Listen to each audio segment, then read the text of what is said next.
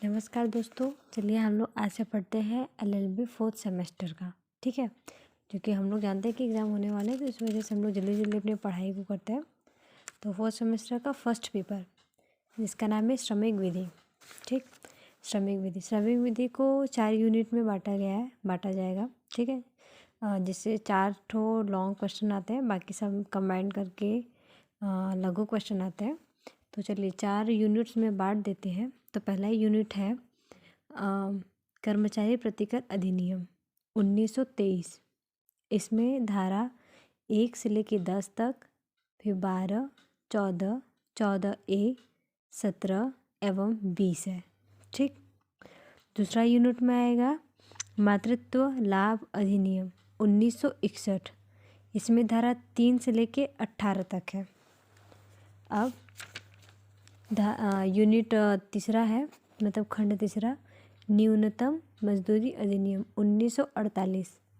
और चौथा यूनिट है मजदूरी भुगतान अधिनियम 1936। चलिए हम लोग यूनिट 1 से स्टार्ट करते हैं। कर्मचारी प्रतिकर अधिनियम 1923। इसमें हम लोग जितनी धाराएं हैं उन सबको कवर करने की पूरी कोशिश करेंगे। तो चलिए स्टार्ट करते हैं। तो कर्मचारी प्रतिकर अधिनियम 1923, इसके नाम से ही पता चल रहा है कि इस अधिनियम के अनुसार दुर्घटना से लगने वाली चोट के लिए नियोजकों द्वारा कर्मचारियों को प्रतिकर दिलाने के लिए उपबंध करना तथा नियोजकों के ऊपर एक प्रकार से दायित्व लादना ही इसका लक्ष्य होता है। कर्मचारी प्रतिकर अधिनियम 1923 के अंतर्गत जो कर्मचारियों के लिए कुछ परिभाषित किए गए हैं, धारा 2 के घ में। ठीक, उसमें है पहला, जैसे भारतीय रेलवे अधिनियम 1890 की धारा 3 की परिभाषा के अंतर्गत रेल सेवक है, बशर्ते वे प्रबंधक या प्रशासक की हैसियत से काम नहीं करते हैं। दूसरी परिभाषा को 3 तरीके से डिफाइन किया गया है। पहला, किसी पोत का स्वामी, नाविक या कर्मी दल का अन्य सदस्य।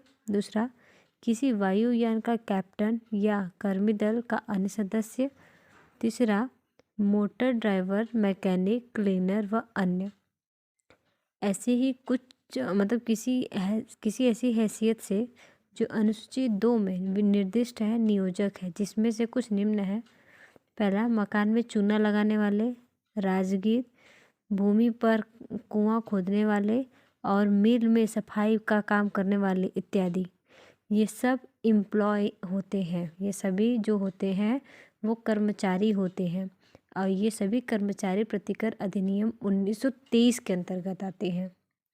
Thank you. चलिए, इससे आप लोगों को पता चल सका होगा कि कर्मचारी प्रतिकर अधिनियम के अंतर्गत कौन कौन लोग आते हैं। इतने ध्यान से और अपना समय देने के लिए बहुत बहुत धन्यवाद। Thank you.